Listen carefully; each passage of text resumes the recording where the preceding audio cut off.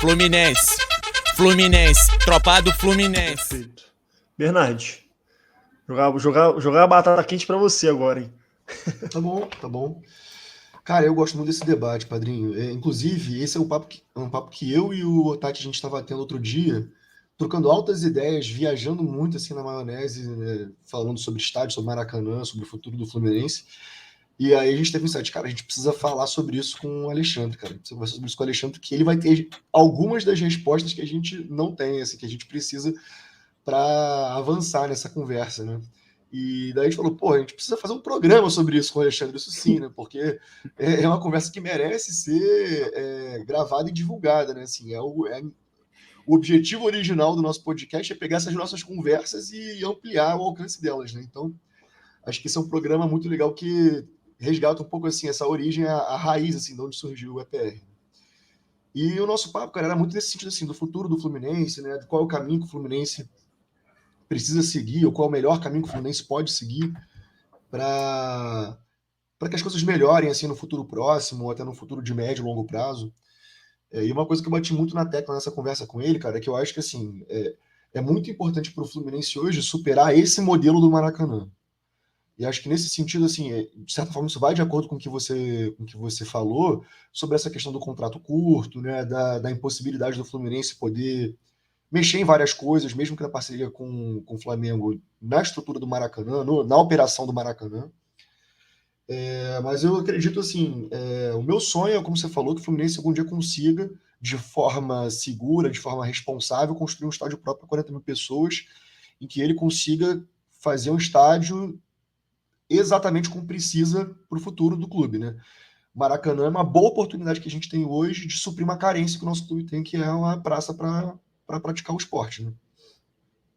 E um dos pontos, aí ampliando um pouco o debate para além do estádio em si, o estádio eu acho que é uma peça central desse ponto, mas uma questão que eu vejo como estratégica essencial para o Fluminense, desde já, é o clube se preocupar com a popularização do clube, no sentido assim, de ir na contramão da elitização do rival. Tá? Eu acho que assim, a gente, na nossa infância, viveu um tempo de Maracanã muito menos elitizado do que é hoje, né? Muito mais acessível do que é hoje. Antes da gente frequentar Maracanã, antes da gente nascer, o Maracanã era mais acessível ainda, né?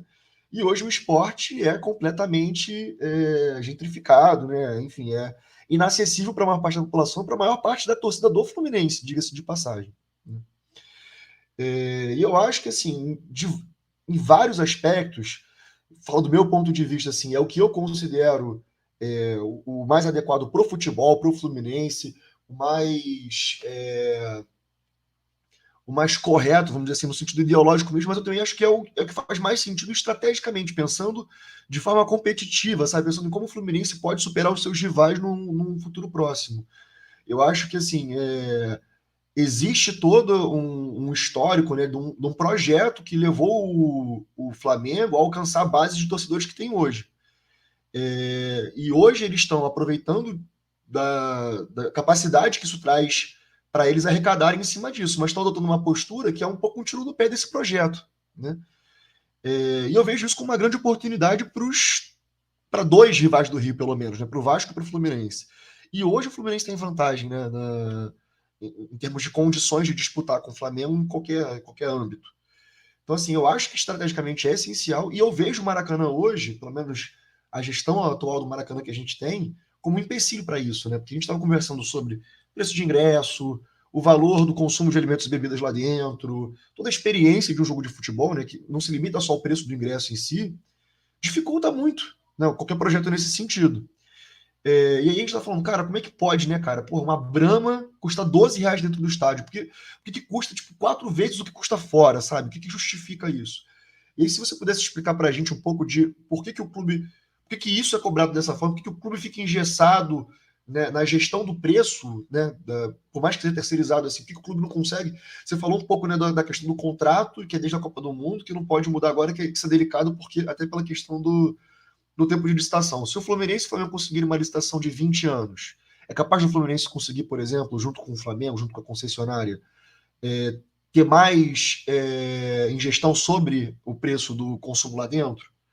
é possível a gente conseguir alcançar um patamar de preço de ingresso de ticket médio abaixo do que a gente faz hoje, que, assim, considerando o cenário do Brasil, o nosso ticket médio hoje já é baixo, né?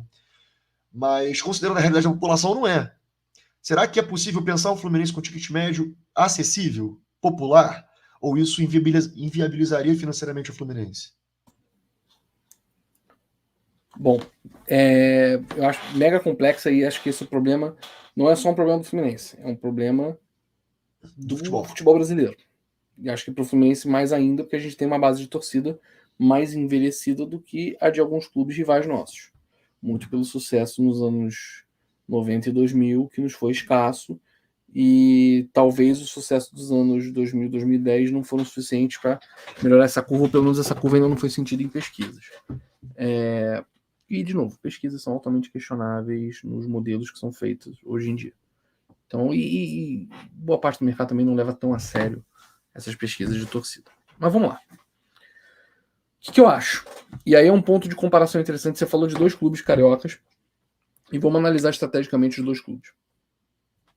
O Vasco tem uma narrativa popular interessante. A gente sabe, enfim, como torcedor, a gente tem aquelas críticas às premissas dessa narrativa, muita coisa que foi embelezada ou foi distorcida, ou foi pintada com cores favoráveis ao longo do tempo, mas de fato tem uma narrativa há décadas muito interessante para a popularização, e o Vasco teve um domínio territorial de parte da cidade do Rio de Janeiro, especialmente zona norte, Leopoldina, onde o Vasco tem uma assombrosa superioridade em relação a qualquer pesquisa que teve, mostrou uma assombrosa superioridade zona norte, Leopoldina, em relação ao Fluminense, comparando.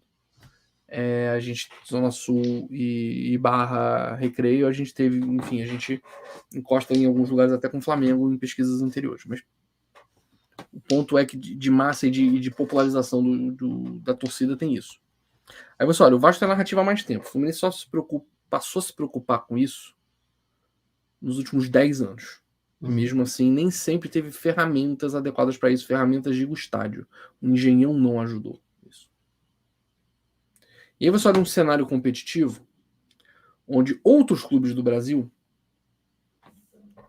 usam sem nenhum pudor a ferramenta ingresso caro versus escassez, sócio torcedor cresce. Todos. Eu estudei, visitei clube, todo lugar do Brasil, inclusive de fora. E eles faziam essa crítica, cara, mas o ingresso de vocês é muito barato. O sócio nunca vai crescer. O ingresso de vocês é muito barato, o sócio nunca vai crescer. E muito tempo o Fluminense, tipo assim, é isso mesmo, tá? É isso mesmo, vamos crescer de outro jeito, vamos encontrar outro jeito de crescer. E se apostou em várias coisas que o mercado acreditou, como plataforma de descontos e benefícios. E todo mundo sabe, desconto e benefício no Brasil é uma coisa que não pegou. É difícil de pegar qualquer plataforma de benefício, desconto, poucas pessoas usam, o uso é baixo, e virou uma coisa para quem é gestor de tráfego de virar algo que está começando a crescer agora nessa vitrine, não necessariamente no uso comum das pessoas. E aí quando você compara, quando você vê um mercado onde está todo mundo aumentando receita de bilheteria e de estádio e de sócio-torcedor ao mesmo tempo, se você tem um clube que não está apostando neste crescimento, ele tem mais um desfavorecimento econômico em relação aos outros. Agora, tem jeito de você fazer isso.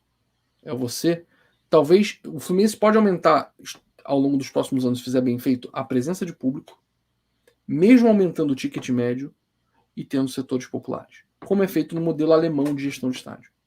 Gestão de match day, não gestão de estádio. A gestão de jogo na Alemanha tem sempre setor popular. E setores caríssimos. O cara paga caro para ficar no camarote do Signal e do Luna Park lá do Dortmund, porque ele quer ver a festa da Muralha Amarela, que é barata de frequentar. É hiper escassa porque todo mundo é sócio a 3 euros e paga um season ticket que dá 4 euros por jogo. Mas tem um setor popular e tem uma estratégia ali e que já fomentaram um público para compor o estádio. O Fluminense tem um desafio único, que é o setor popular. O setor de festa não é o setor que pode ser popular, porque o setor de festa concentra 80% do público.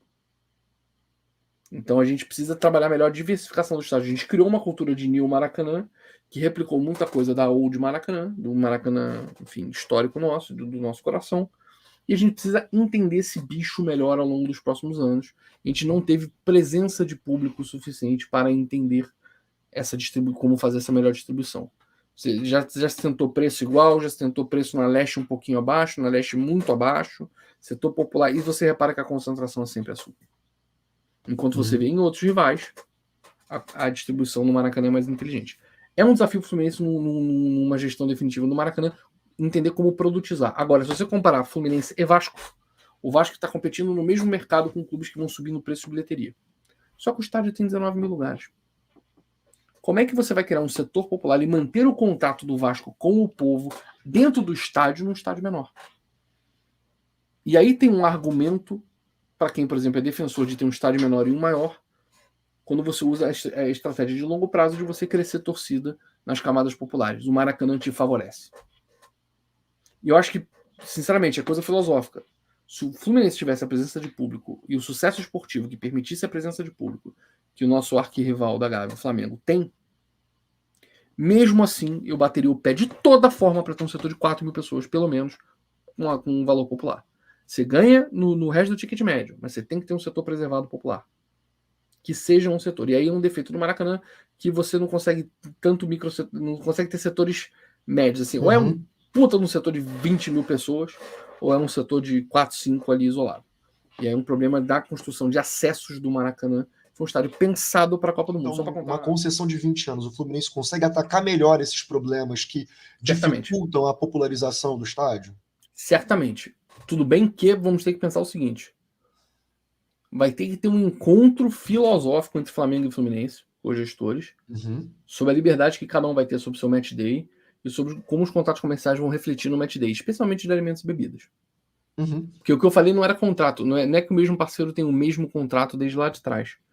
É que ele legou uma infraestrutura física dentro do estádio e um conhecimento de operação que, cara, é muito difícil você desplugar isso e trazer um cara e falar assim, olha só, tô te trazendo agora aqui... Por 3 meses, né? E daqui a 4 meses pode ser que entre uma concessão que o Estado decida não fazer com clube nenhum e você vai estar na rua. Mas você pode fazer um investimento de 1,5 milhão aqui na frente para mudar. Não dá, entendeu? Não dá, é muito difícil. E todos os vícios herdados desse modo operandi, o Maracanã foi combatendo, trouxe parceiros que ocuparam outras fatias, agora o parceiro de hospitalidade é outro, é a Kim, que é um grande buffet voltado para a experiência de buffet, de grandes eventos, um buffet renomado que veio para compor a parte de camarote e hospitalidade, porque a entrega era ruim versus o preço, agora melhorou. Então, o Maracanã foi fazendo ajustes no que poderia fazer, mas o grosso desse sistema ainda está ali, ele só vai ser de fato posto abaixo e repensado num contrato de 20 anos, e aí os clubes, aí é o que eu falo, os clubes vão ter a chance de mexer na parte de preço de alimento e bebida. Se vão mexer ou não, vai ser uma decisão de negócio de quem estiver sentado na cadeira. Qual o olhar essa é uma pergunta importante, o Dr. Bernardes. Qual filosofia de gestão do Maracanã que a gente vai cobrar que os dirigentes do futebol carioca terão ao assumir o estádio por 20 anos? Será que isso não devia ser cobrado do edital? Para que o edital crie condições, por exemplo, uma outorga diminuída por um aumento de serviço popular, um aumento de tratamento inclusivo do estádio? Fluminense, Tropado Fluminense.